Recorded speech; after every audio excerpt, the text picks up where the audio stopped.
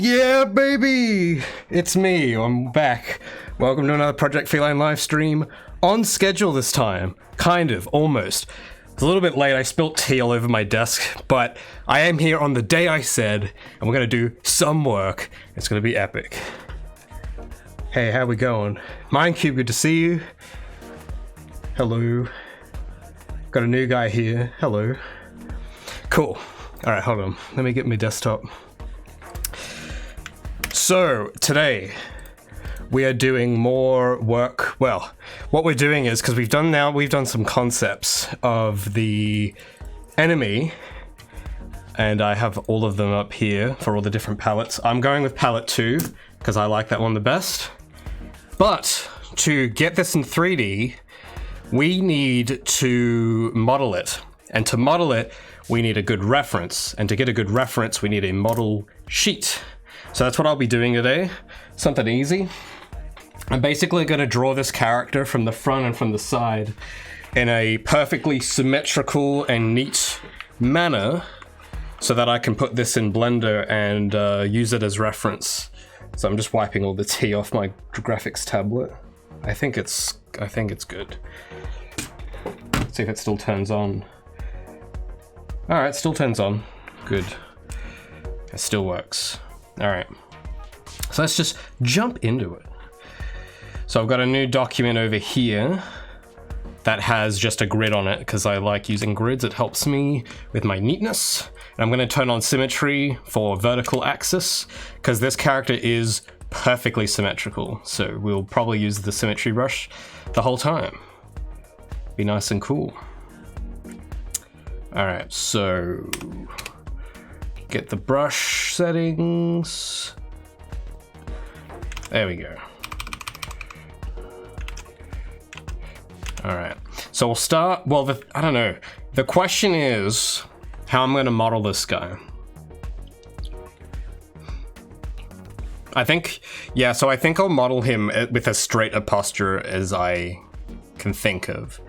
So, yes, because in the concept drawing, you can see he's kind of slouched over.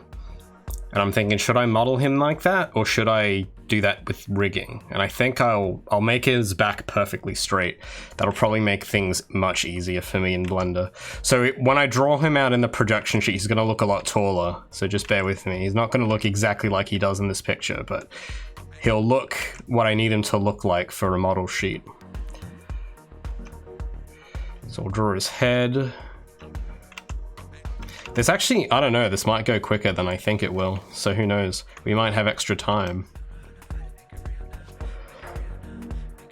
Oh, I'm gonna sneeze, come on. There we go.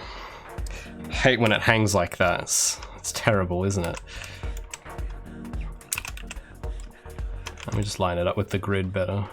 This actually will help as well, because Blender has grids. So if I draw it with a grid in mind, it should come out easier. It's funny though, because sometimes I'll go and check on my modeling, I think it was like my modeling video about Gabby, sometimes I'll still see comments posted on it, and I think the number one thing I keep getting asked there is like, the one thing I keep getting told is like doing the model sheets too hard or something, which is weird to me, because I feel like if you can 3D model, then you can draw, because drawing's way easier than 3D modeling. So I always found it really weird because everyone was like, oh yeah, you had me at the first step where I had to draw a model sheet. And I'm like, what do you mean? That's like the easiest bit. That's like the most fun bit. Because you don't have any topology issues, or, you know, like the Photoshop won't crash as much as Blender, or, you know, stuff like that. Or, you know, you won't accidentally delete half your model, you know, like it's like the fun, cool bit before the actual work. But apparently that's everyone's least favorite part, according to my comments. So that's interesting. I don't know why that is, but I do find it amusing because I don't get it. It's like, you guys have, like, you realize how hard the modeling part is. Like, you should want to stay in the model sheet phase longer, because that's fun. It's just 2D, it's easy. It's not this 3D stuff and you get where all this weird stuff happens. So I don't know. It's interesting. It's the earliest I've caught a stream. Oh, thanks, Dragon. Thank you. I appreciate it. My game loves you, too. Not hard to find a model sheet online. Well, yeah, like, even if you can't draw one, you can find one online. But even so, I think drawing it is, like, the fun part. Because you get it to actually, like, get an understanding, because one thing that I like doing, like I imagine it in my head as I'm drawing it, and maybe I'll draw some of it on today, because when you draw it in a model sheet with you thinking in your head about modeling it, you kind of start to think about edge flow and how it might go. So sometimes I'll draw in like polygons over the top, planning out how the edge flow will be, so that when I actually do get to do it, I'm like, oh yeah, I can just lay the polygons out like I did in the drawing, and that should work. And that's fun because you don't actually have to lay the polygons out. So it's like, you can kind of hypothetically make up any edge flow you want. And it's, I don't know, it's just much easier to draw it first, you know? But yeah, like that's kind of where, I'm just trying to think where this visor part should go. I think it should maybe go halfway down. It needs to, yeah, about here-ish.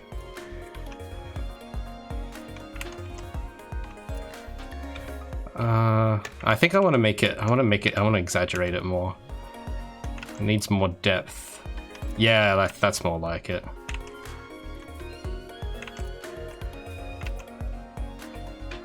Maybe I'll make it like that.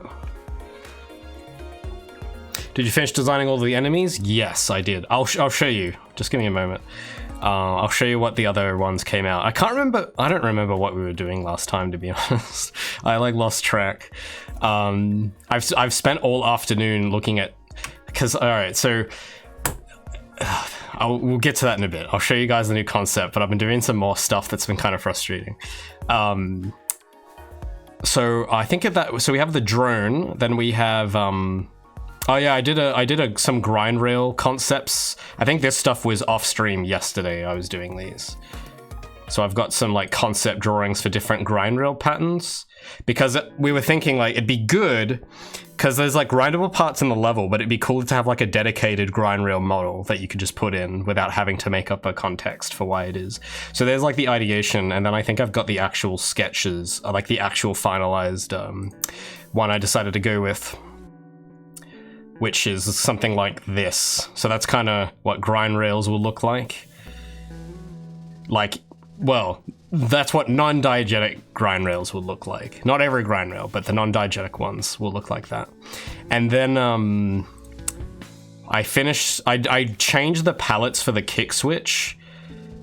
So I'm gonna go with probably, I think number 2 with orange, because I'm trying to think of like a visual language color-wise with the game, because I feel like the objects you want to pay attention to will either be yellow or orange, because those stand out a lot.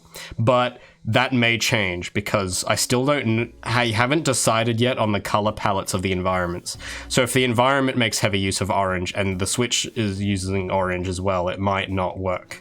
Because you might think, oh, that's just a prop. I can't interact with that, right? And it's like, oh, no, you can. But yeah, you wouldn't think so if it's the same color as everything.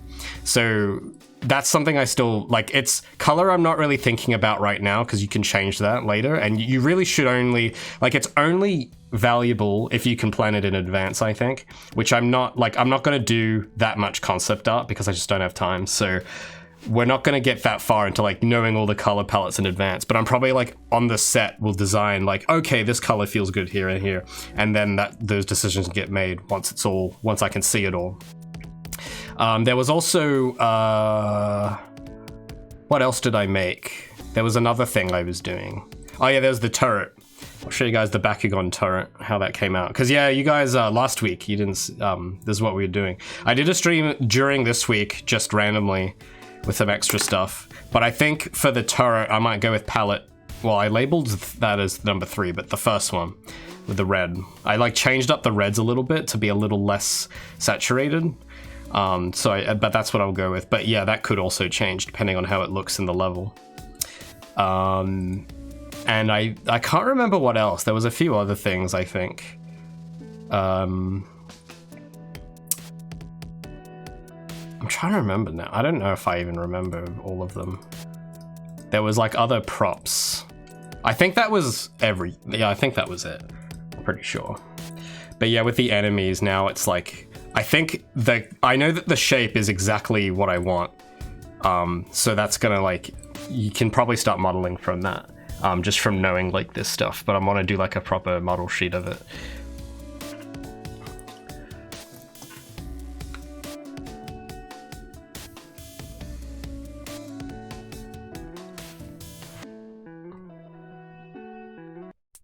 Yeah, there's a lot of...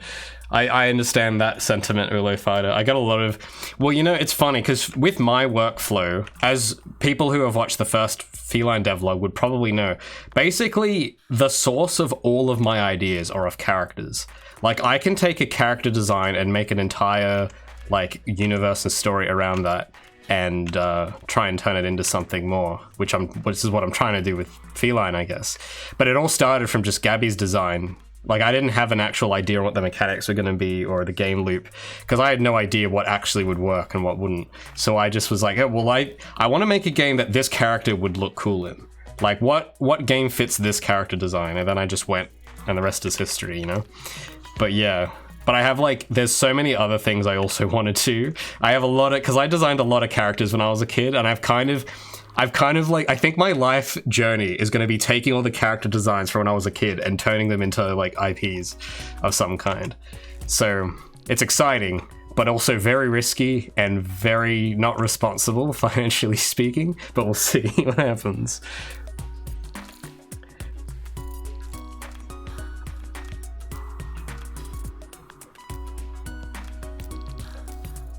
Blue and orange. I'm not sure if blue and orange will work in this case.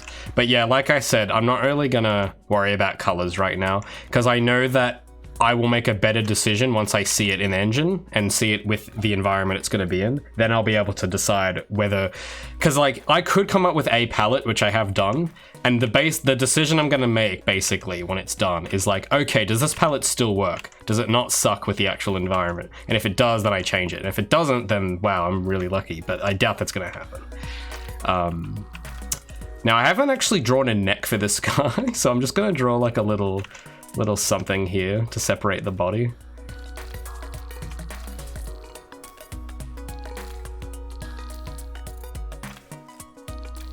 Just don't know how long, because yeah, I'm not exactly sure on the proportions of everything yet. I think I might need to make the body a little longer. Because here's the cool part too, because when you're doing the model sheet, it's also probably the best time to play around with proportions too. Because I'm not entirely sure I'm happy with the proportions I drew on the concept drawing. I think I might want to make the wheels smaller, but we'll see how it ends up looking. And then I've got these like ball joint shoulders.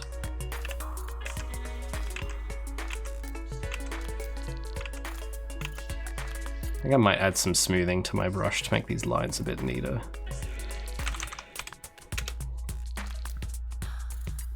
How late am I? Not very, we just started. Well, yeah, Gabby was gonna have weapons, you know, but I don't know, like that might work maybe for another game idea, but I'm not really looking at like weapon gameplay right now.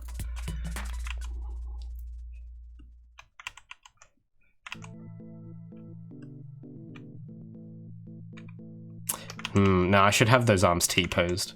I've tried A-posing, but honestly T-posing is easier to model. When it comes to rigging, though, I know that A-pose can be kind of better, but I think I'm going to do T-poses for this one.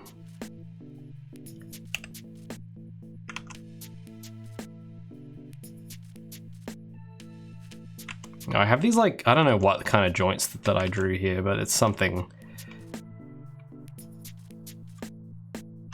like that. I don't know, yeah, hold on, I'll turn off brush dynamics because I don't really need those right now. Why is brush dynamics still on? There we go, it's more uniform.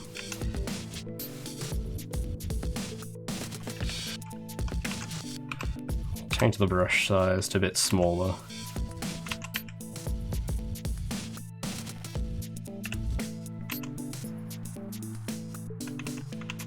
I wish I could like draw perfect circles more easily. God damn. I know, after like 15 years of drawing, I still can't draw a perfect circle. Pathetic.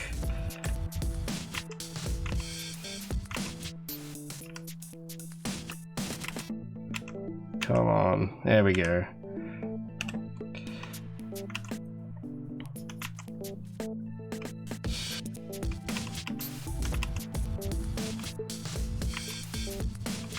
Oh no, I want to move where that shoulder is.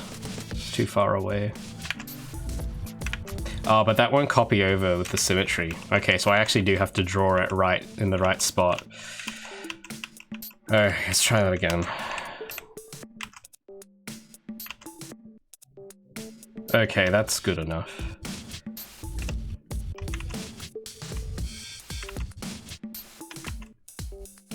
Alright. Let's scale it back a bit.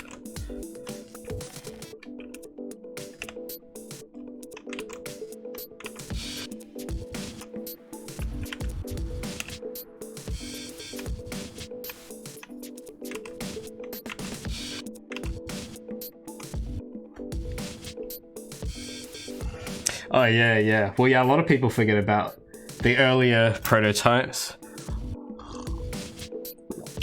I'm trying to remember what else was in those.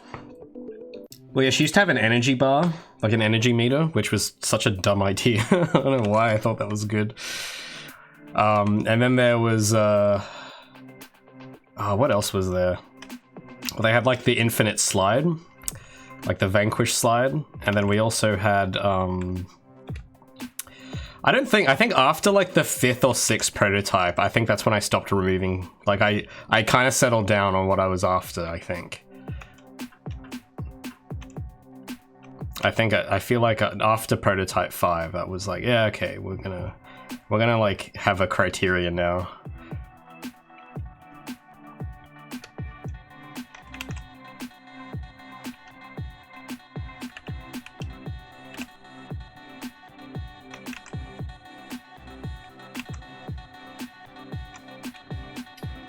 Okay.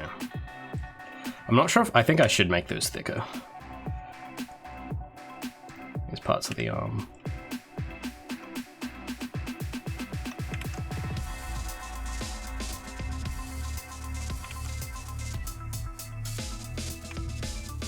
Oh, that's very asymmetrical.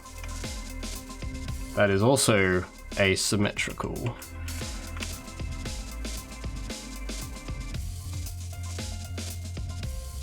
God damn, sorry, it's just like, because it's like this part has to kind of be more symmetrical than the rest. Okay, yeah, that's actually like, it's just the angle looks a bit strange to me, but that's probably fine. I think I might run out of space actually on the canvas, so I might have to shrink this down.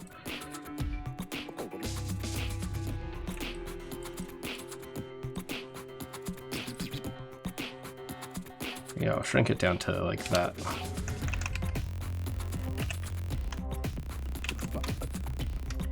Then he's got these little pincers that come out.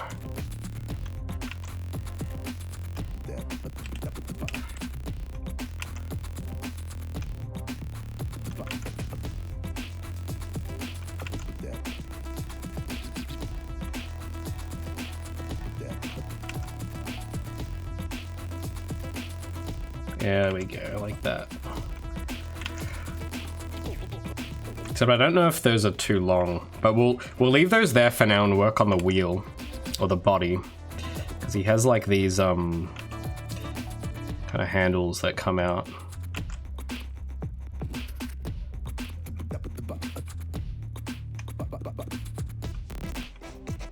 Sticky keys.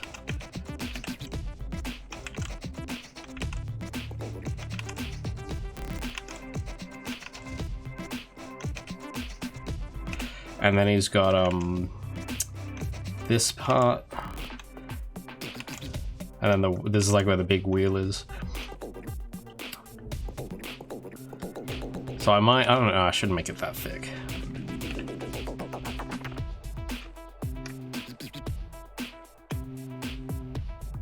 Yeah, something like that.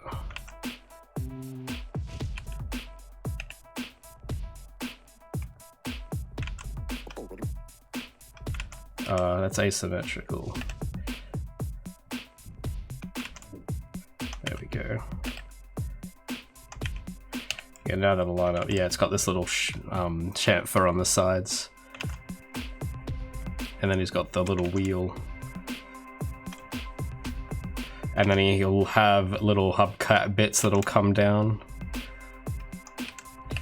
to about here.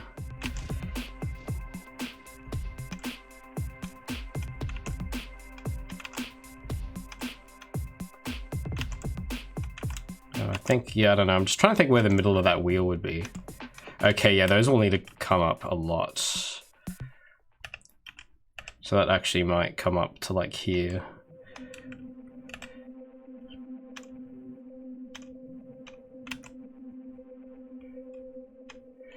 Something like that.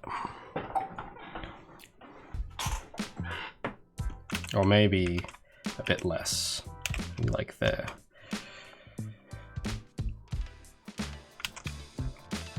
Because he's got little bits on the side, and then it kind of goes into the overarching bit at the top, and then he's got like this like spoiler thing on the back, which kind of will line up with everything else. So it'll kind of come behind everything like this. So yeah, it doesn't look, I'll do like some gray on it so we can actually see where the fill is, and then it'll be a lot more obvious. But yeah, that wheel though is massive. But I don't know. I guess it looks that way because of the spoiler. I'll just draw an extra line. See, I don't know, because like the wheel comes up to about like here. So I don't know if I don't know. But then he's going to be hunched over more because this is like straight upright, so he does look a lot taller than he would be. Just want to see where the arms come down to. Okay, the arms actually come down like proportionally pretty well, so maybe that's fine. But yeah, hold on, I'll draw his little claws.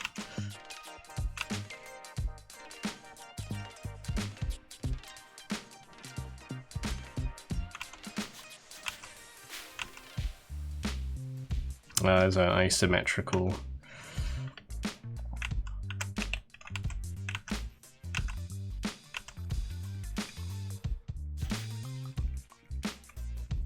I like how I did it on the other side. I'll try and copy it.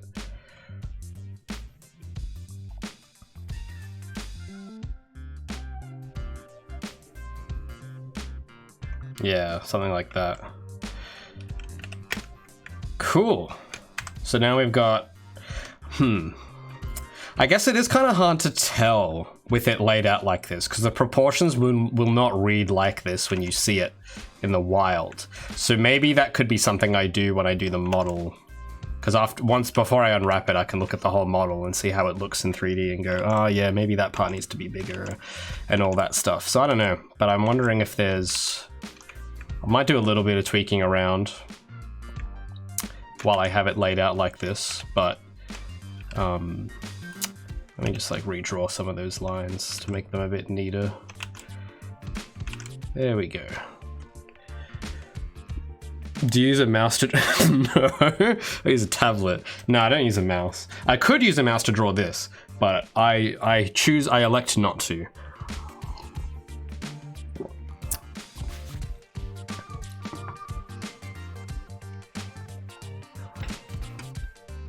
$8K channel points. I could do Krabby Trivia, that'd still be 3 left. Dude, that's a lot of crates. You might be the crate king. Because I think Bergman had the most crates, but I don't know if he's still holding them. We might have a new crate king, guys. Why a flat wheel? It's not a flat wheel, it's just drawn orthographically. So it looks flat, but it isn't actually flat. Because, you know, this is a 2D drawing, not a 3D drawing. But if it was a 3D drawing, it would cease to be a drawing and become a model. So you can't really have a 3D drawing. But yeah, no, it just looks flat because it's like drawn on this orthographic layout. Well, yeah, I mean, anything would look flat drawn like this.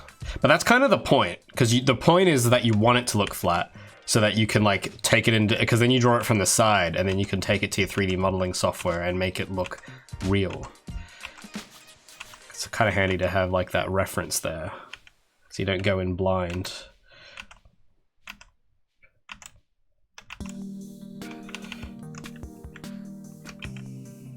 Just gotta clean up some of the lines. Okay, cool. Okay, I'll get rid of the those extra lines on the wheels. Sorry, Photoshop's being a little laggy. So yeah, I'll get rid of these notes. I think, yeah, that should be, well, let's like, I don't know, let's try some stuff maybe. So I'll try like taking this section and just shrinking it and see how it... See, now, yeah, now the arms look out of proportion if I do that. I think the wheels and the arms are well proportioned, but I think, like, I'm thinking, what if I made the body bigger? Like, how would that look? Like the body and the head, if I like make those bigger. Like that looks, I don't know, like it looks a little clearer, but I don't want the arms to look too small. because I'm trying to picture this like hunched over more, see how it would look. But now that I think of it, I might have drawn this a little too. Give me a moment.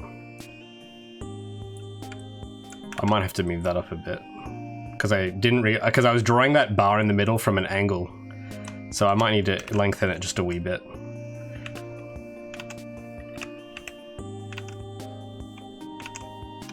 Yeah, there we go. So yeah, then that's gonna so that bar, because from the side, well, I'm not gonna draw it this way for the model sheet, but the model, it'll have like the bar sitting like that. But because it's like upright here, if you go it back, it'll make the whole thing shorter because it has like this slouch posture. And the inspiration for that was me, because I have a slouch posture. So I thought my enemies should have that too. So yeah, it'll be a more slouched over in the actual game when I animate it. I'm just wondering if that'll, I don't know, if that's still well proportioned nonetheless. Well, you know what? It's probably good because like the head is like slightly thicker than the wheel and everything. And the body kind of, I don't know, it seems like that should be, or maybe I'm just overthinking it, could be fine. I guess, yeah, I won't really be able to tell until I model it how the proportions look. Because it's not like a humanoid. If I have a humanoid, I can tell if the proportions are off usually. But because this is like, it's bipedal, well, not really. It's like, it's approximating bipedal, but it isn't because it doesn't have legs and it's a robot. So you can kind of like do whatever proportions you want really, but I don't know. I think I won't be able to tell from this drawing because I'm not as familiar with this, because this is like a new form. Like I haven't seen this form before. You give me a humanoid, I've seen humanoids all the time. I can tell you like, yeah, the torso needs to be bigger, the legs need to be shorter. But with this, it's like, I don't know. It's just completely original. So I don't know. So I guess, well, yeah, I think if we fill it, maybe we'll be able to find some parts, but if not, we'll fill it with some like just gray so I know what parts are the gaps and all that. And then we'll move on to drawing the side. So I made a new layer. I'm just gonna like fill, because for model sheets, you don't really need color. It actually, having color kind of makes it harder for me, because it'll have a white background, and if I have a light color and if I'm modeling it with it on low transparency, it's harder to make out the shape. So it's kind of acting as a silhouette with some line work as a bonus to kind of help. But if you add color to it, I just find it much harder to read. So I'm not gonna go and color this. I'm just gonna like fill it with gray so I can like see the shape of the thing. And oh, okay, hold on, I've got some bleeding lines here. I'll have to fix those first. There we go.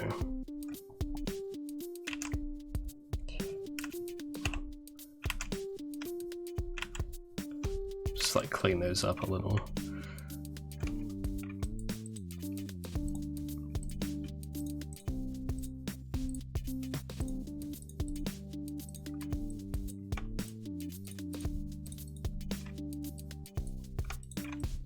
So I'm just like selecting all the areas with the magic wand tool. Pretty good tool.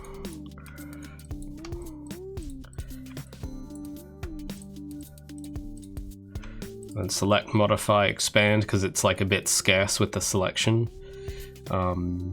Expand.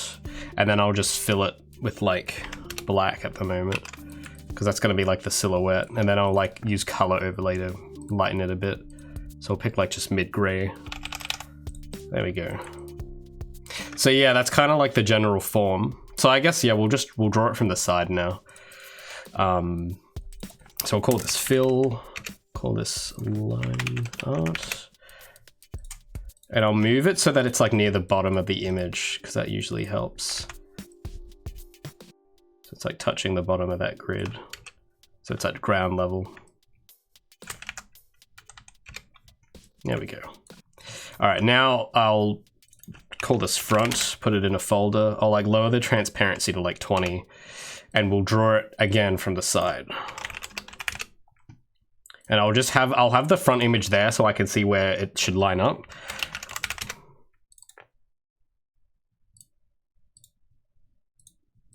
And then we'll put that in a folder called side.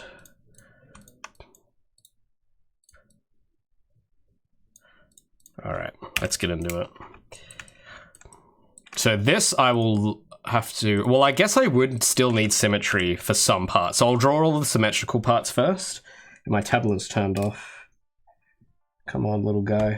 There we go, it's back on.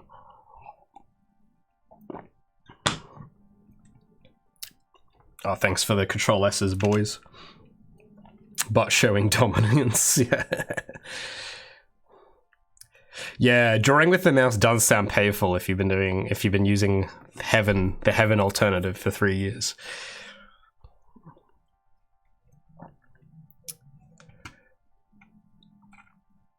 Oh, are you gonna do a side view? Yes, I think that's what I just said we were gonna do. Yeah, we're gonna do a side view.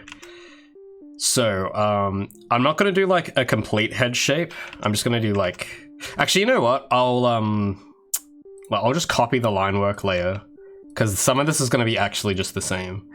So I'll copy line art from the front and we'll just rub out like bits that aren't gonna be visible from the side. Because the head is gonna basically look the same, and the neck. The arms though, we'll need to rub those out, because you won't be able to see the arms.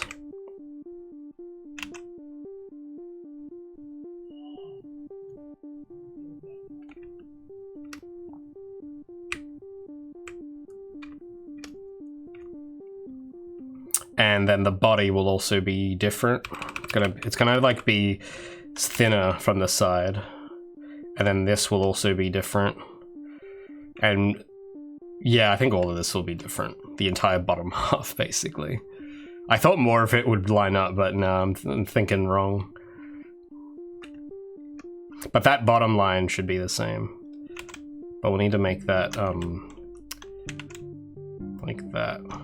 And then, like, the corners are gonna have, like, a chamfer on them. Like that.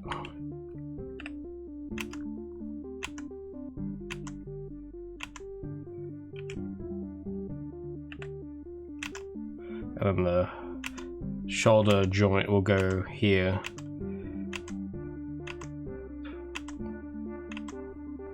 Trying to get, oh, come on, I can do a circle. There we go, that's all right. And then yeah, then we'll have like the steel bar coming from here.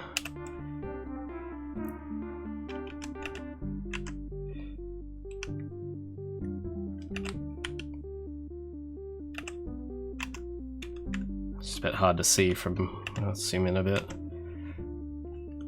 There we go. Actually, it needs to come a bit lower.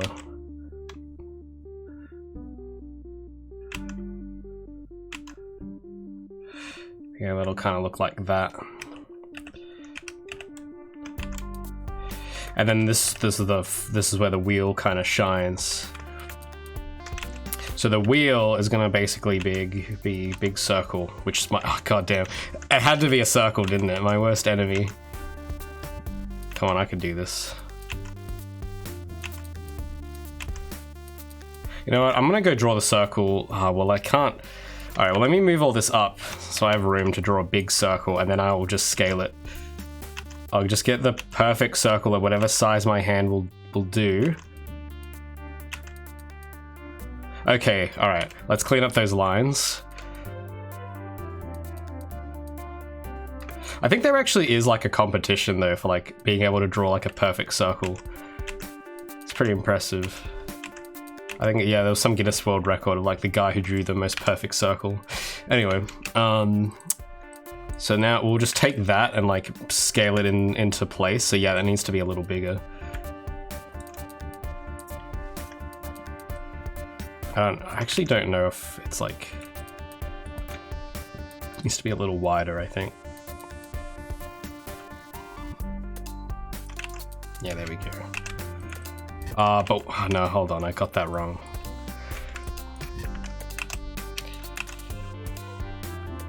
Hold on. I'm gonna put that on a separate layer.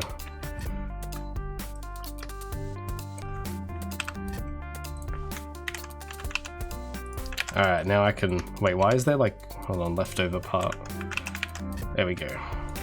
Now I can actually transform it from the middle of the object. So yeah, it needed to be a little wider. There we go. Alright, now I'll move this back down.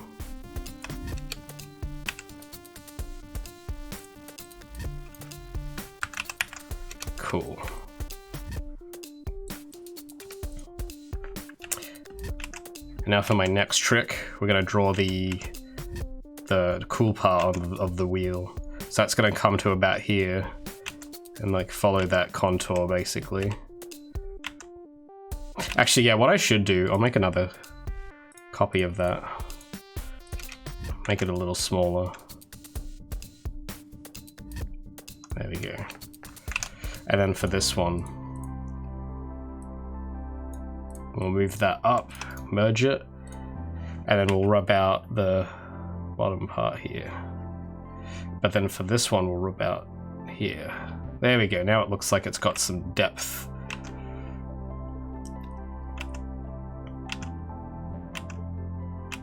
So it'll kind of, that's how I was picturing it looking, something like this.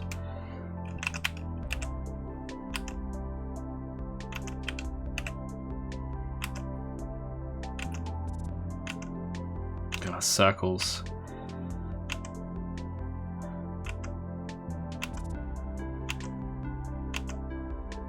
Alright, that's pretty okay.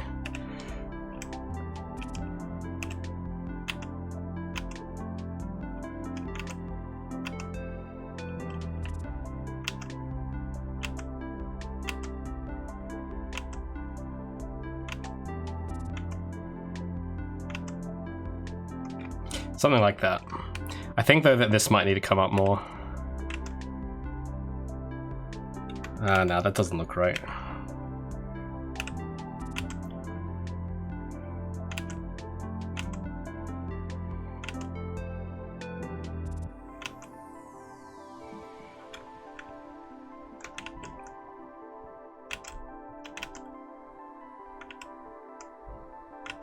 I don't know, maybe it should come lower.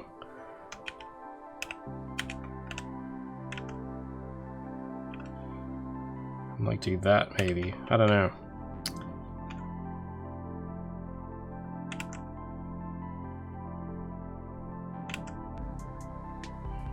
Yeah, it's just like the contour I wasn't happy with, but I think something like this, maybe.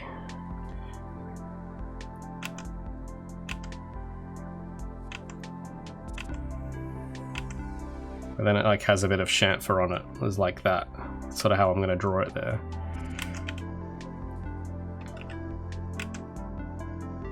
I think I might make that hexagonal instead. Maybe this, I make it all hexagonal. I don't know. I think I'll just leave it round for now. I'll make up my mind later. Alright.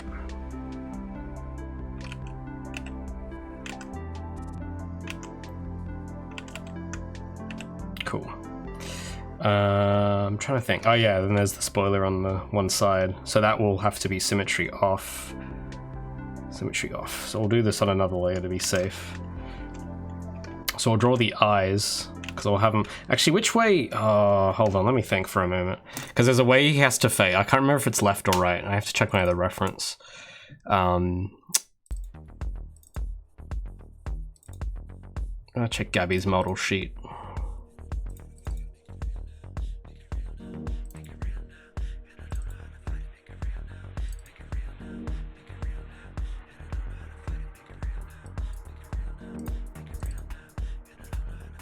How did I... Oh, I had it facing both ways. Okay, why did I do that? Well, yeah, no, I know why I did that. It's because Gabby's is asymmetrical, so that would make sense.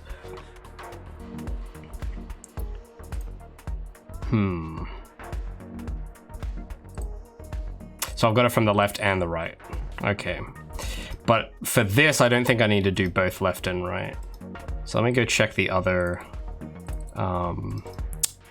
the prototype model projections. Okay, I did it from the left. All right. So I'll do it facing this way.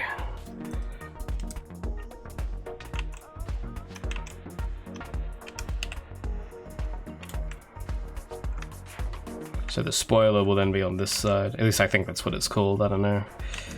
That little fin at the back. I don't know how high... Oh yeah, it does come up pretty high actually. Comes up to about here. I actually don't... Does that make sense that it comes that high? Now, I might need to lower it. because it doesn't make any sense for it to be that high up. It should come up to maybe there. That's too thick.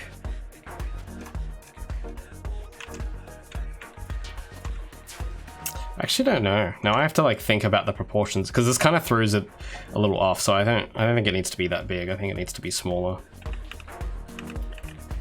like that. But I don't know if it should be higher up. Maybe that's the thing. Let's be a bit higher, like that. Actually, yeah. Let me just draw a rough version so I can just feel the proportions out. I feel like it should be like this. Like that. So yeah, I'll stick to this, whatever I'm doing here, and then I'll update the front sheet.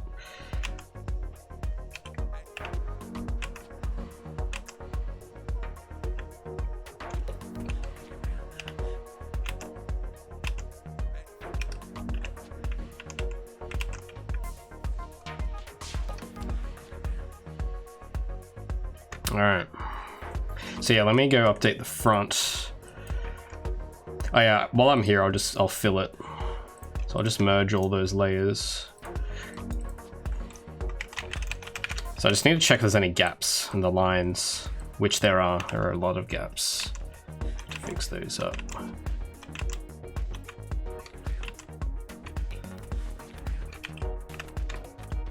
Okay, the head seems fine. Bodies are... Oh, no, hold on, we gotta... Oh, the canvas froze, goddamn. Alright, let me save, reopen.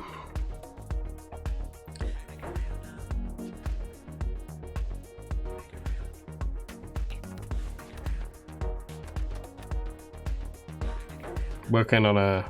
Oh, hold on, we gotta... Oh, let me just reopen that document. Real FD gifted 2 more... Dude, you were gifting subs all day, every day last stream, and now you're back again. I'm very convinced that your account has been compromised and you should reset your password.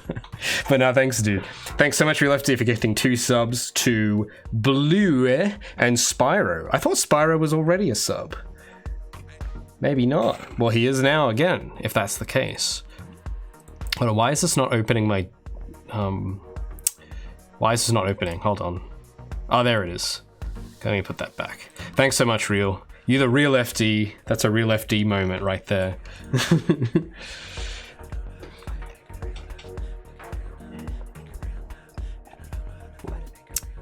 But Bullfrog says, working on a 3D concept based on someone else. Yeah, the perspective will throw you off. Throws you way off. He's now double subbed. Epic. That's actually, that is the first double sub we've had. Spyro's is the first, he's now the first double sub. Pretty epic. Okay, yeah, no, hold on, there was a... Yeah, I needed to patch those lines up. There we go. And then I think, yeah, down here, the lines are a bit weak. There we go. And I think the rest is fine, except I've got a bit of bleed there. There we go. Nice, all right, let's fill them. Oh wait, no, there's another gap. Right here, ha ha ha ha. I think you could run from me. Cool, all right. Let's do it. So I'm just gonna fill all this. And yeah, I'm not gonna bother drawing the arm from the side because there's kind of no point when you're T-posing.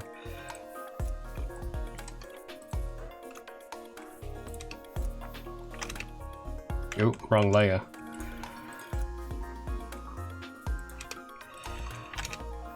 Okay, I think that's, yep, that's it. Yeah, it does look kind of weird from the side, but when he's got the right posture, it'll look better. And I don't know, I think the body might need to be thicker.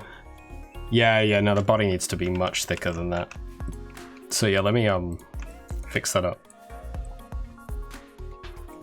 Yeah, I'll need the symmetry tool for this. Better to draw it.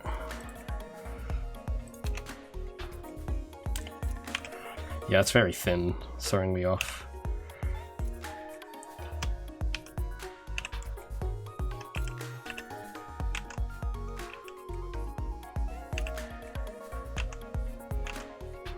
Yeah, there we go, it's better. Much better.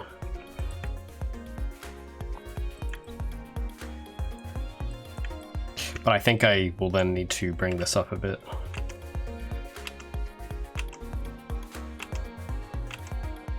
There we go.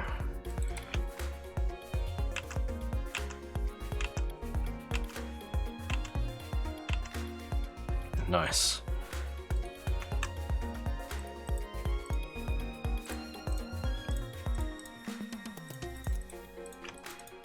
Select all that.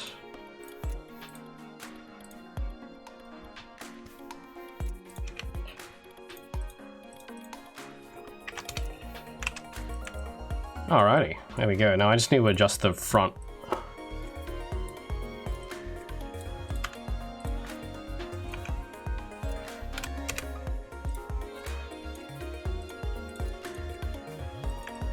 So yeah, the fin at the back needs to come down. I'll redraw it.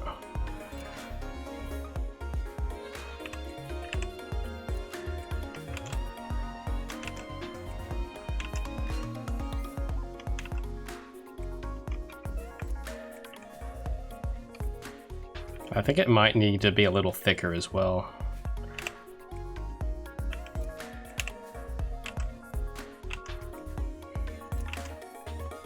Yeah, there we go. But I think by here it should start curving.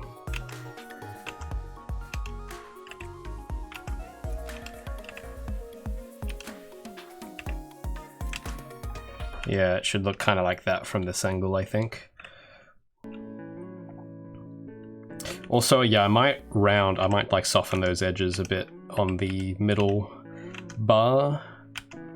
Just a bit.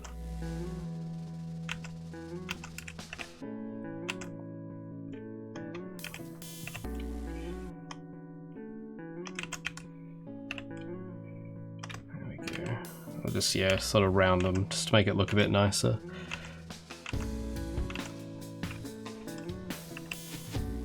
Alrighty. Yeah. And then, but yeah, from the front, oh yeah, there's like the little detail I forgot, and the canvas froze again. Let me reopen. I don't know why it keeps doing that, because I have sufficient RAM. I know I do. But Photoshop's like, sometimes the canvas will just stop responding, but the rest of the program and the other documents will. But the canvas from that specific document I have open will just freeze. And I don't know why it happens. Still haven't figured it out. It's been happening for years now.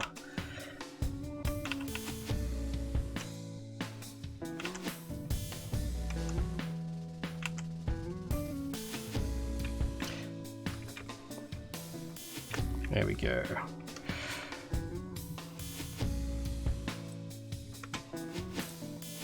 So I might, yeah, I'll have to redo that fill layer.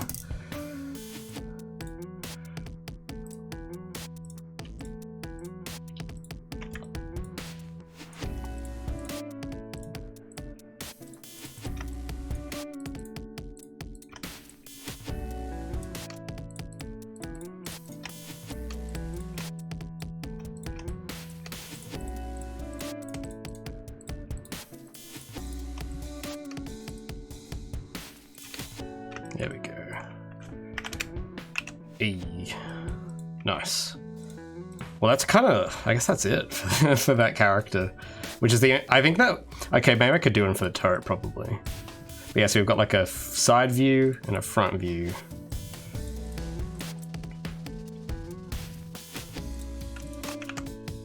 If I can make them a bit bigger. No, I'll leave them the size they were. But yeah, there we go. There's those.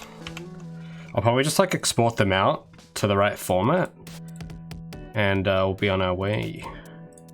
Oh yeah, I'll put the palette on there because we'll need that. Because I'll need to use that for the texturing process. So I've got like a little slot here for the colors.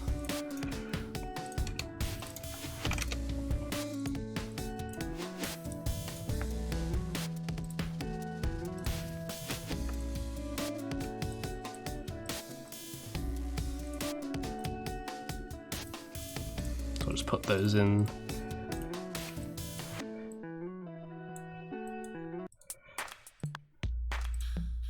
Then I can just color pick from those when I'm doing texturing, which will be easy. And I think red is like, yeah, it's the only 4 colors Pretty good. Alrighty. So I'll give that a save. We will export. I can't remember if there's a specific format I need to export this as. Let me go check on Gabby's one. I think there's like a specific format I have to do. Oh no, it's just PNG. Okay, what size were these? These were 248. Okay, that's the same size as this. So I'll just go export PNG. Actually, what's the DPI? Okay, yeah, that's fine.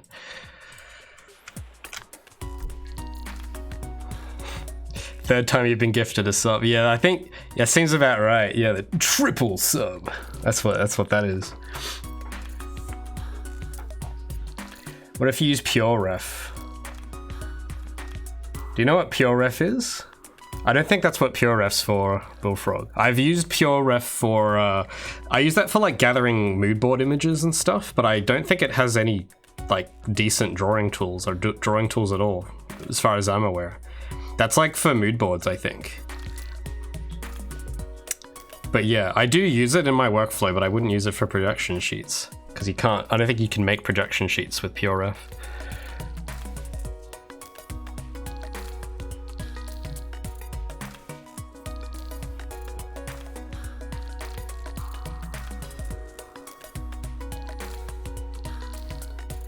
Oh, for the one I had open. Oh, well, there's no point using ProRef just to have one image. No, I'll show you what I use that for in a bit. Let me just finish exporting this.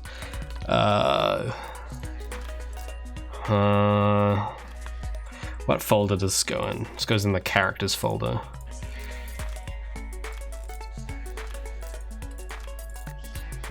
So we'll call this drone sheet model sheet underscore front 01.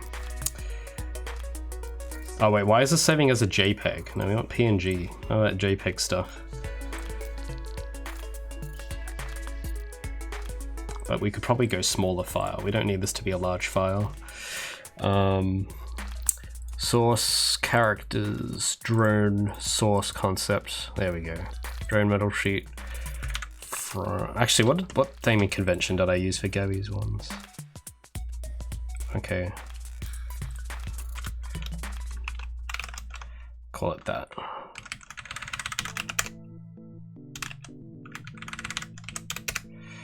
And then we'll do it from the side.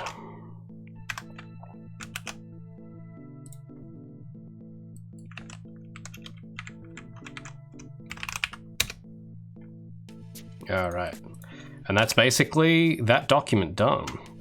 But yeah, I don't even remember the last time I used PureRef. It's been ages.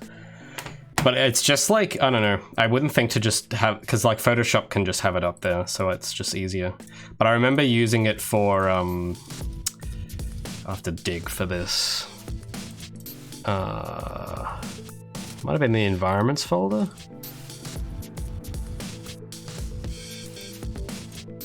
Yeah, like I would use it to make stuff like this, which is like reference boards and stuff, because it's just easy to lay stuff out. And there's like, it's like an infinite canvas size, so having that is handy for like laying reference images out. But yeah, that's kind of the beginning and end of my use of PureRef, basically. All right, well, let me think, because this got done a lot quicker than I was anticipating. Oh yeah, the turret. We should do one for the turret, because that one has a few bits and pieces that we'll need to sort out. Let me go dig that up. So I think it's in, I think I called it turret concepts. I think it's this one.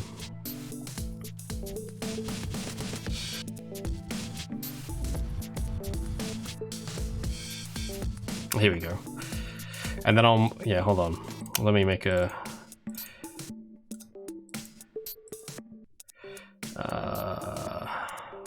drone source. Yeah, I'll make a copy of that projection sheet for the turret.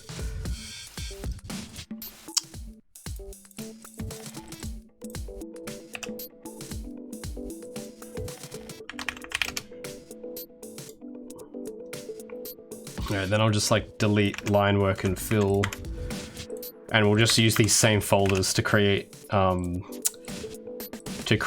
turrets. So yeah, I think this one, because it's just that middle piece, I'm probably gonna need some kind of draw-in reference for that middle part. So we'll just do that, and we'll do like the very basic shapes for the tops and bottoms.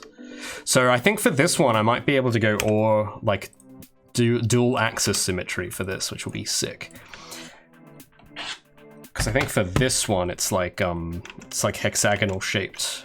So I don't know how big. I could probably make this pretty big. Oh, that's okay. That's maybe a little too big.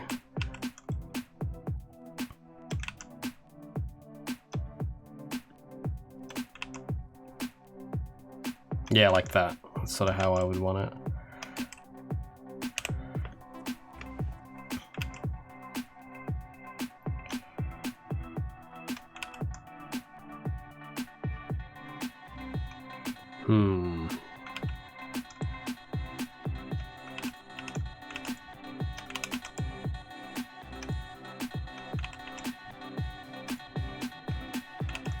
I feel like that the barrel's too small.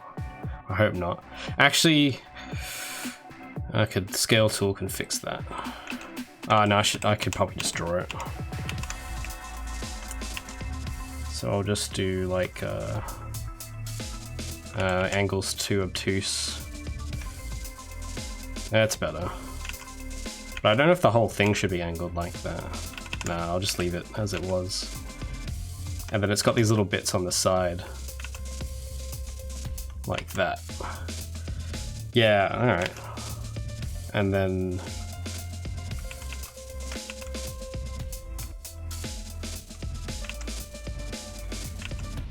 That's got the, it'll have like all the barrels and stuff up here. So I'll draw like one,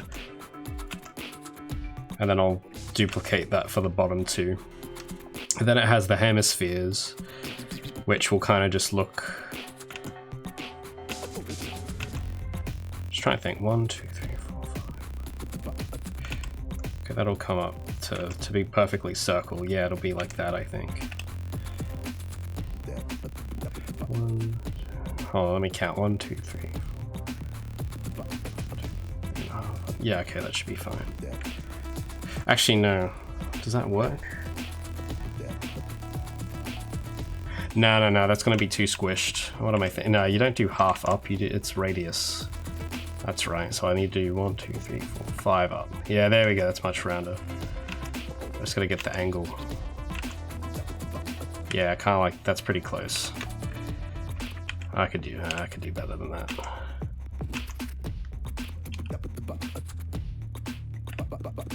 Well, yeah, that'll be easy to model, so I don't really need a reference for it, but it's good to just for reference of scale, probably. And then it has that little bit here.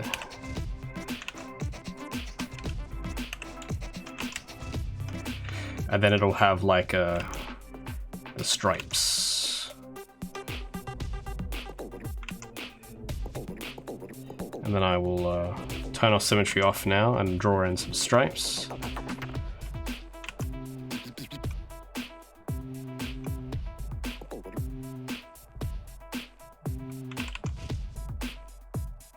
There we go. I got the angle a bit wrong there. Almost had it. It's gotta come. Yeah, that's okay. It's not perfect, but it's good enough. I really. You know what? I should have had that on vertical, horizontal symmetry, because I have to do that for the bottom half. I can do that again. So now if I'll draw on the bottom half as well. But I remember, because I was at IKEA earlier today, and I was like wondering why, like, who decides, like, for that safety tape texture, who decides the angle? Like, who sits there and goes, what angle and slant should this be at? Is there like a standard? Maybe I should look that up. It's called, I don't know what it's even called. It's a texture I like using. Safety tape texture. I'm just going to assume that's what it, okay, it is called safety tape texture. Angle. Like, who decides the angle slant of this stuff? Because it looks like 45 degrees, but sometimes it's not. Like, it's not always the same. Like, this one is slightly different. This is like 45. This is a lot more obtuse, like a lot less. So it's like, who decides how slanted it is? What's the standard? What's the protocol? And why is there different textures like this? Like, what does it all mean? I'm sure it all means something, and there's some reason for it, but I don't know what it is, and it's going to bother me for the rest of time, because I don't work in the construction industry, so it's like a trade secret. I'm never going to know.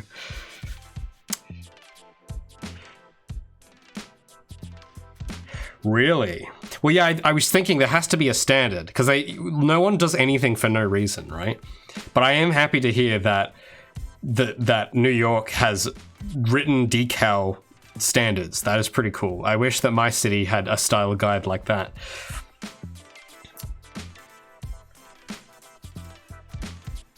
Have you used Cascadua before? No, I have not. Do you consider concepting robots directly in 3D? No, because I can't come up with anything good without drawing it. More angle, more safe. Really? To me, more angle looks less safe. It looks more, angular and dynamic. And it makes me like want to avoid it more. Like, I look at this to me looks safe, but like this one looks dangerous to me. Like, that's safe, dangerous. Safe, dangerous. And what do they mean? The numbers, Mason. What do they mean? Yeah, like, look at this. And they even got, like, the chevron pattern. The chevron pattern does look cool. I didn't know that there was a chevron pattern one, and now I wish I used that more. But I will.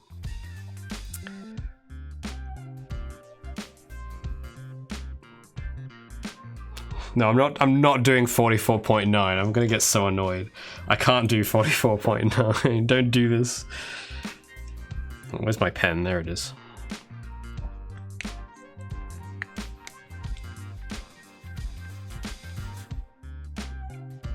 But if that's like code where it's like the more angle, the safer it is, that is kind of interesting actually. But if it's perfectly straight, does that mean it's like very safe or very dangerous? What does it mean? Because if you have an axis where something is like absolutely not dangerous, it kind of defeats the point of having the tape there, don't you reckon? I feel like to the public, any amount of tape is risk enough to avoid it. So you wouldn't want to give that away to the public and tell them that, oh yeah, this area is slightly dangerous, and then this next one is more dangerous. I feel like to the public, everything should be perceived as high risk, because, like, just in case, you know what I mean? Probably a good idea for them to overestimate risk than to underestimate risk, I would say. But hey, I'll have to, because I do have a friend that might know about this stuff. I'll have to ask him about it. He might know. He's working on, some metro line thing at the moment, so maybe they're using that stuff there.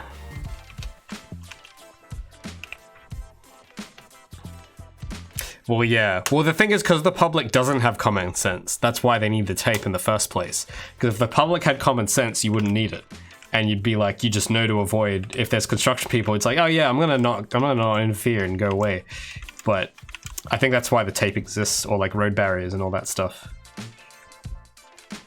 All right, so that's kind of, well, hold on, let me clean up the lines.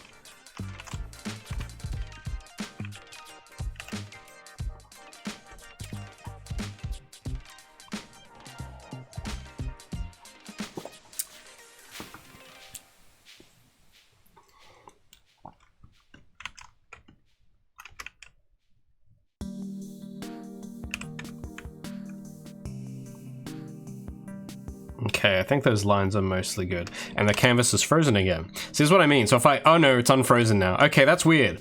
It has never unfrozen before, because when it freezes, if I try and move like this, it just stays stuck, and if I try and draw, it won't render anything. So I don't know what happened there. I'm gonna rub out, there's a bit of extra line here that I'll need to get rid of.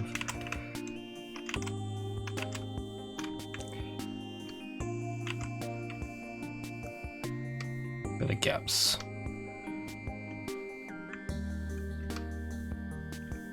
Oh yeah, and right here there's a big fat gap.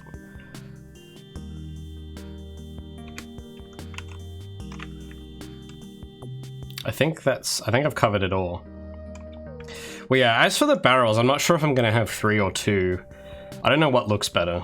But I'm not gonna bother changing that. I can like decide if I'll do 3 or 2 when I'm modeling it. Because I guess like 2's cool, but 3 is like, I don't know.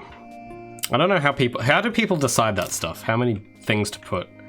What's the correct number? And that's the frustrating thing, is that there's probably not a correct number. It's just like, oh yeah, whatever looks good, man. It's like, well, I don't know, they both look good. I don't know what to do. Alright, let me fill these.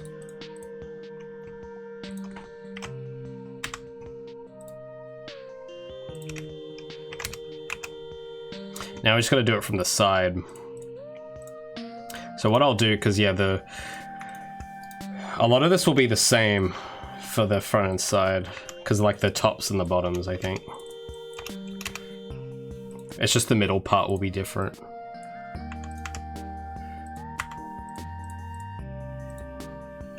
So yeah, we'll hide that. Put that on low opacity. Draw the sideways view.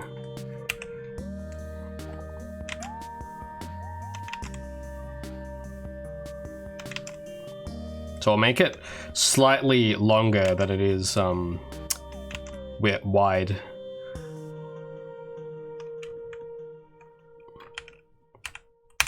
Come on, eraser. Oh, there it is. Why is the eraser so small? There we go.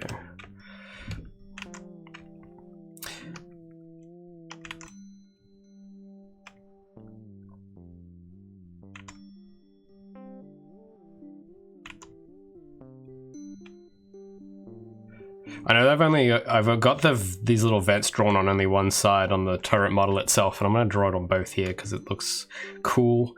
Now I'll need to turn off, I'll just need horizontal symmetry now. So this will be the back.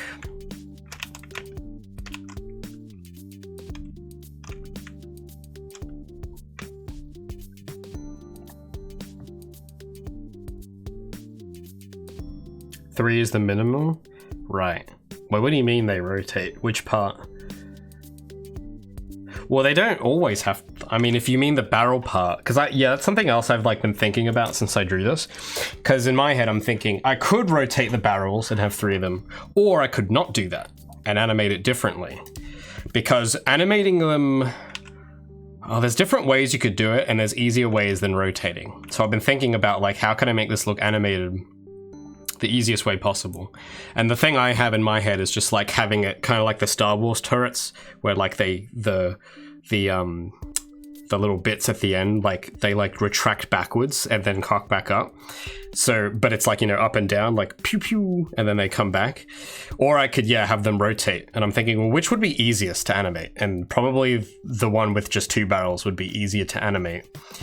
Because yeah, people aren't going to be looking at these for very long, and I'm like, how much work do I want to put into this? Because like, the more work I put into this is more work that's getting taken away from something else.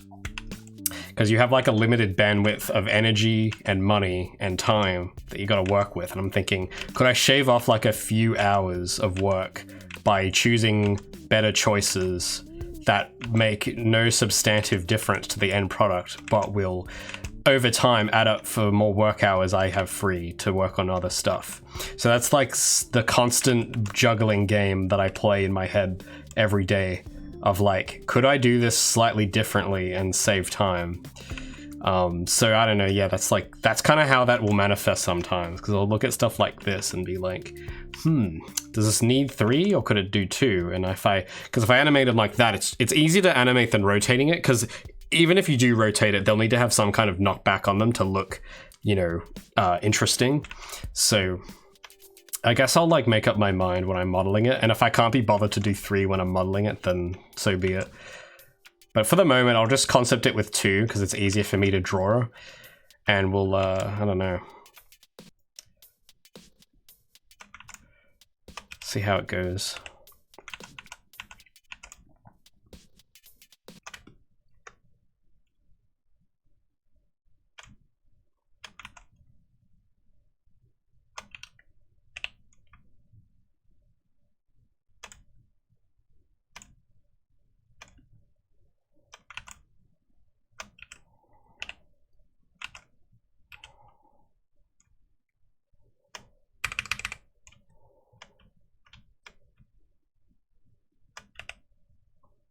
thanks for the control S. I see a Willow.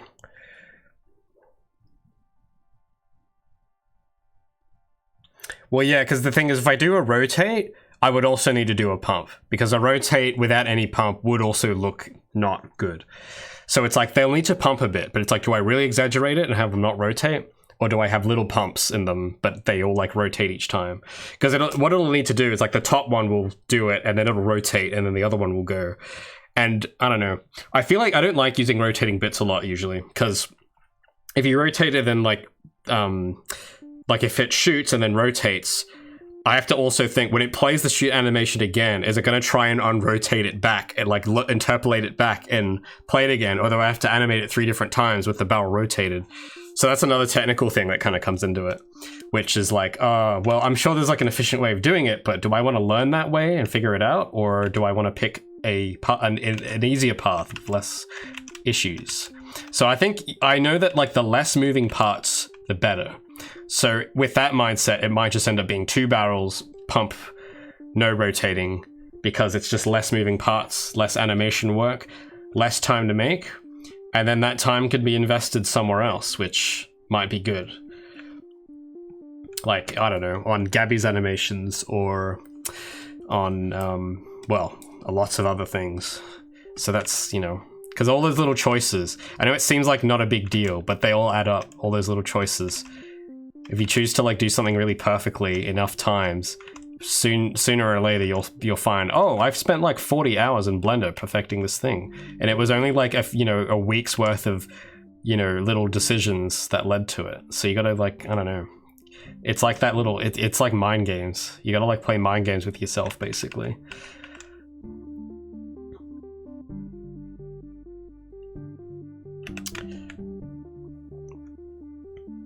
But yeah, there we go. I reckon that's like probably a good side profile shot there.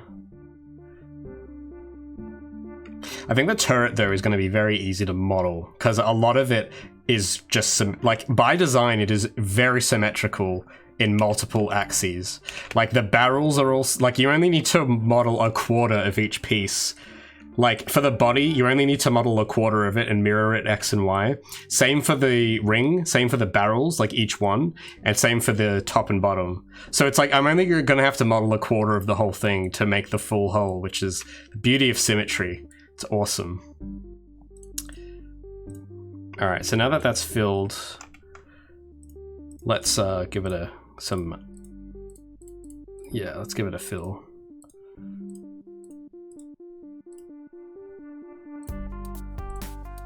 Yeah, I think animating the enemies might be a bit challenging because I haven't done animation in a while. I've just been all programming lately. There we go, there's the side profile. And there's the front profile. There we go. Now I know I've drawn it more spread out than it's actually going to be in the game. That's just for modeling purposes. In actual animation, the tops and bottoms will be it'll be sitting closer to the body probably.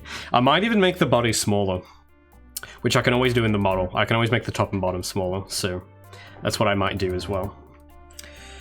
But yeah, so I'll just like, I guess I'll like leave that where it is on the canvas and export these. So yeah, let me get the colors as well.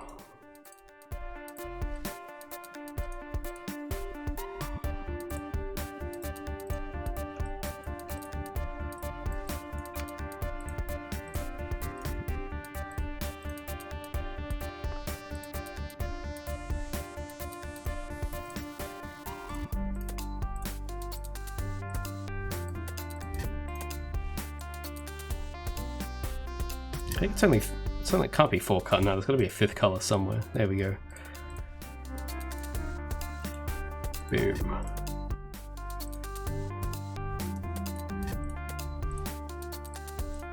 So now I can close that, save all this.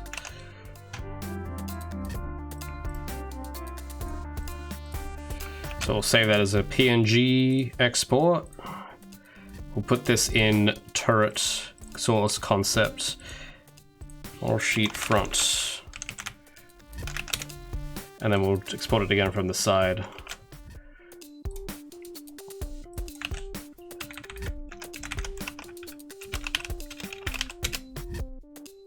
Wait, did that go to the right folder? Oh, I wasn't looking. Okay, it did. Cool. Right. Well, that's that done. That's less stress for next week, me.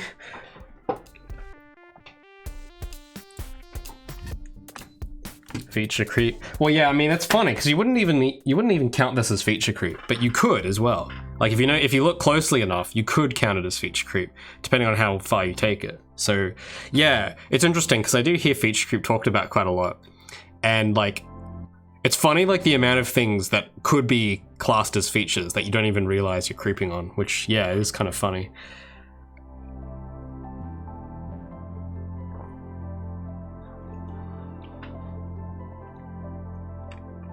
Yeah.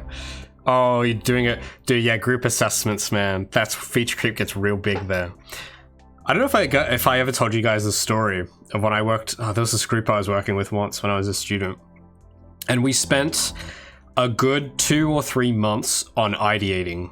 Like actually just like doing nothing basically.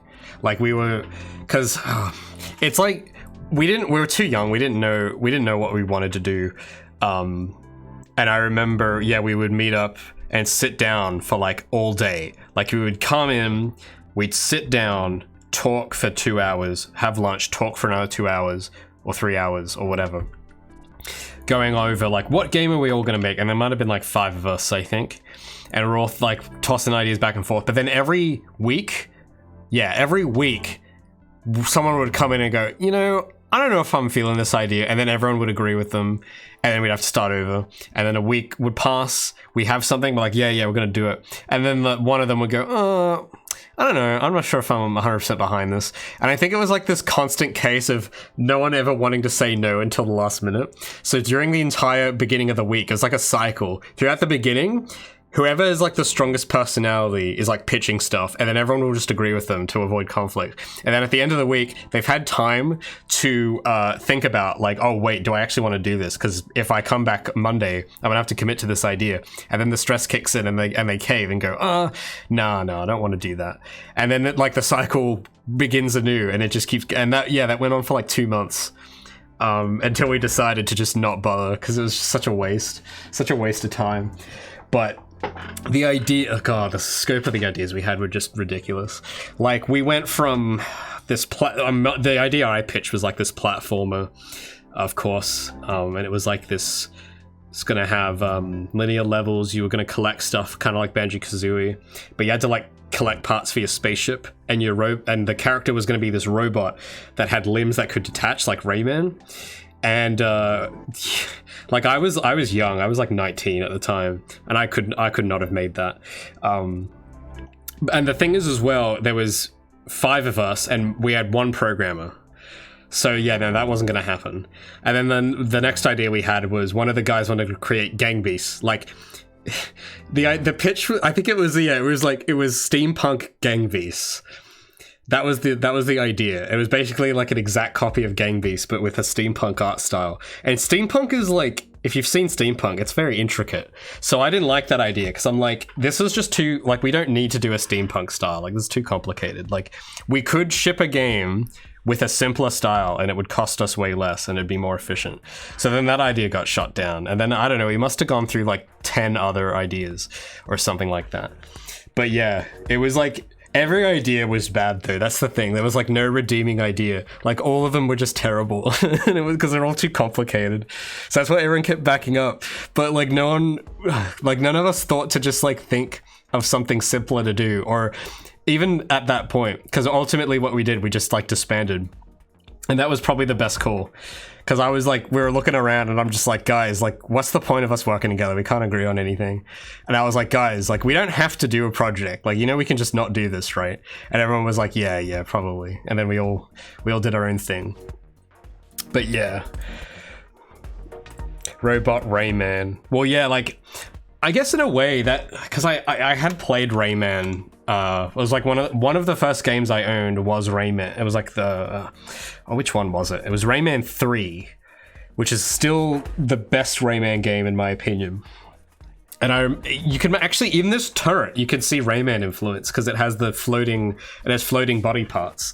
So yeah, a lot of the robot designs I did around that time had like that kind of floating body part thing going on. So now it's bled into this project. But yeah, I also had back then as well, I had like a bunch of like floating robots and stuff. I even had like this alien character that had gloves with floating fingers on it that was kind of also a Rayman inspired thing. Well, yeah, no, I didn't play Rayman. I'm not a big 2D games guy. I didn't play Rayman Legends. I'm just not into. I don't know. I'm not a 2D guy. It just doesn't fly with me. Oh, we have a programmer trying to act as an artist because one of our artists was the guy who went off the deep end. Oh, okay, well that is kind of weird. That is pretty weird. Well, hold on. Why would you have a programmer act as an artist? Like, hold on. Because you said one of your artists. So I'm assuming there's another artist. Because if you have another artist, just let him do it. Don't let the programmer do it. Keep the programmer away. He's not going to know what he's doing, trust me. Keep the programmer away from art and keep the artist away from programming. Unless you have someone like who's just, you know, has mastered it all. Oh, you were the other artist. Well, yeah, you take that entire domain. That is your job now. Don't let anyone else like try and influence it unless it's like the product director or something. But if the programmer is trying to tell you like how to color something, just like don't listen to him. He doesn't know what he's talking about probably. That's the thing too as well. Like I remember one thing we didn't do early in those projects was we didn't have like a dedicated team lead. All of us were just kind of like trying to come up with the ideas, and we had like 5 artists, 1 programmer, and there was no hierarchy of any kind. So, but the problem is that the programmer, like there was barely a hierarchy, but the programmer was at the bottom because he was a really agreeable, nice person who would he didn't want to do anything. He just kind of wanted to, because we kept asking him, and he's like, "Great, what do you want to program?" And he's like, "Oh, just whatever you guys think of." And it's like, okay, cool, but I think he should have been more involved. He probably would have come up with better ideas because he's the one who's actually having to program them.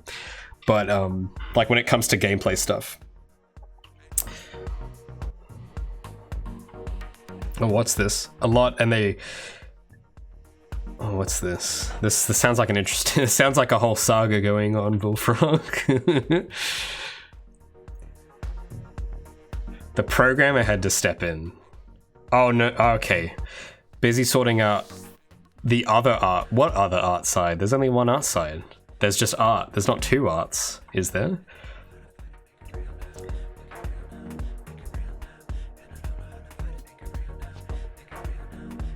Well, I don't know the context of all that, but that sounds like I'm gonna guess you're a student. It sounds like, oh yeah, you said lecturers, yeah, so that's like in a student environment. But yeah, I don't know. I don't really know how to navigate those well. If it's like a thing where you get graded on how you perform. Because my favorite ones are when it's a group assignment, but you get marked individually. Because what I do is I just do my own thing and pass. But if it's like if you're being graded on the entire project, and if someone else makes a mistake and it affects your grade, that's rough. Like that's not. No one wants to be in that position. We had a lot done in a short time. It was planned to have 2 artists, 1 build. Well, yeah. Well, I guess what you do is you just like scale the art back if you only got 1 artist. It's actually, you can make a game with surprisingly little art. I don't think a lot of people notice that, but you can not even have any art and still make a game that reads well visually. I don't know, because I had to do, especially for game jams. That's like the perfect game jam titles. I think are the perfect example of like what you can stretch 1 artist to do over a short period. So if you think of like because that's the thing, just think of a very simple low poly style like what everyone does, which I know it's like cliche. Well, the reason everyone does it is because it works, probably because it's easy. And it takes not a lot of time. Like you just make everything very boxy, very like what you do, you get a texture atlas like this. Like this is your entire texture right here, like this color. And then what you do is you just UV map, you make a lot of low poly models, UV map them all to each of these colors. And I don't know, make however many models you need and boom, there you go. But again, I don't know how the details or the marking criteria, I don't know if that'll fit. But if the goal is to make a game with art in it, that is like bare minimum, that'll definitely fly. But yeah, because that's what I did. We didn't like that, dude. Texture atlasing, man. That's actually such a... I don't know how I've never talked about that before, but texture atlasing is so... Especially for game jams, it makes everything so easy. Like, you just get... You don't even have to make your own one like what I've done. You can just go on Google, get it like a picture, literally of anything, and then just, like, UV map everything to that picture, to the different colors. And you've got your textures and art style sorted, basically. But yeah. But that's one way to speed it up. There's probably heaps of other ways too, but we're gonna chat another time. Anyway, that's, what's the time? I've only been on for an hour and 40. Well, yeah, because I was expecting this all to take a lot longer, but it hasn't.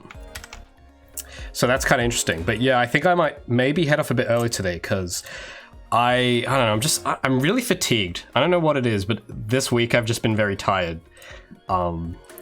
I don't know why. So maybe tonight I will call it in early and rest. Because I don't know, maybe I have deserved some rest. Who's to say? But I've got my... Let me just think about what I gotta do next week.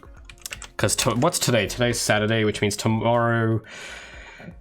what am I gonna do tomorrow? Oh yeah, well, I was gonna tell you guys, because there was this thing I was doing. Because at the moment, we're currently looking into better source control options.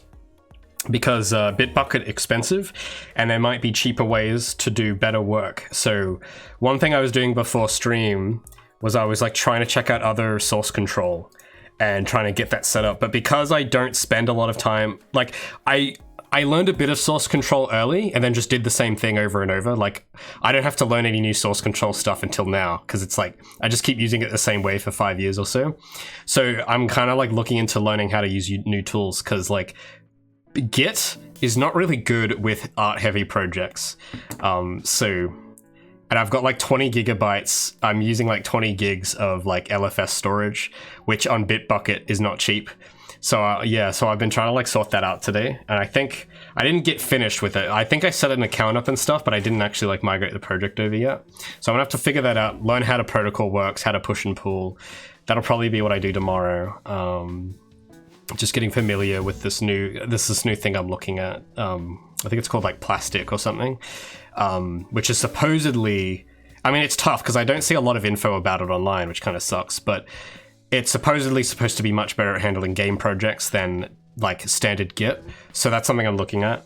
And then that should mean that by Monday or Tuesday, I will be able to do some models. I'll be able to hop into Blender, but I'm gonna need some time to get familiar with Blender again, because I think it's like we're up to like Blender 3 now.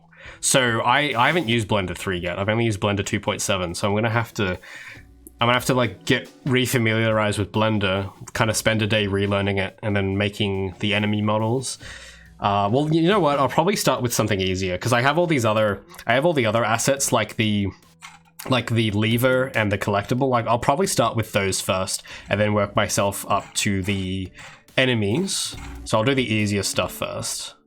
And then I don't know, that'll probably take a bit to do. So yeah, I think that'll all work out probably. I've heard of Perforce as well, but that's apparently that also has some like issues and stuff with it when it comes to large files, I think.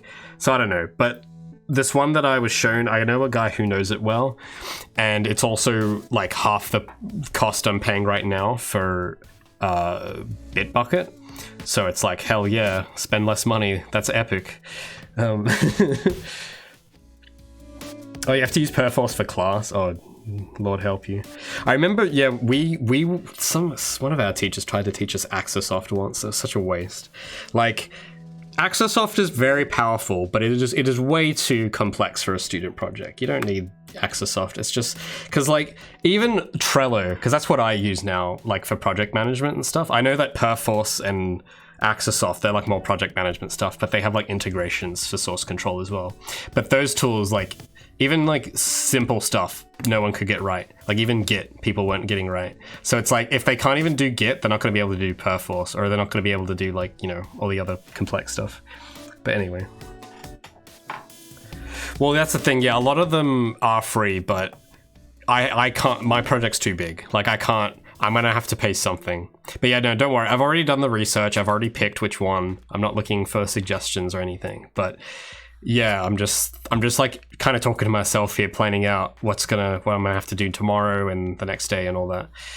So I'm just like on my other screen rearranging all my Trello board and stuff. But yeah, so that's model sheets done.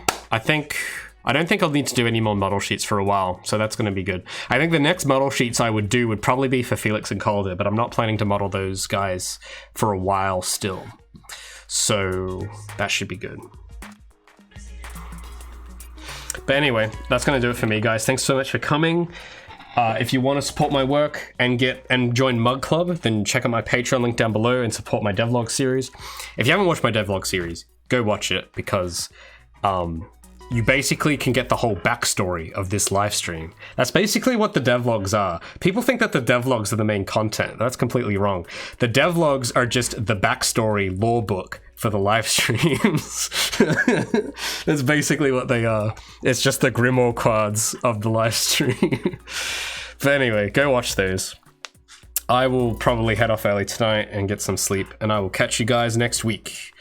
Bye-bye.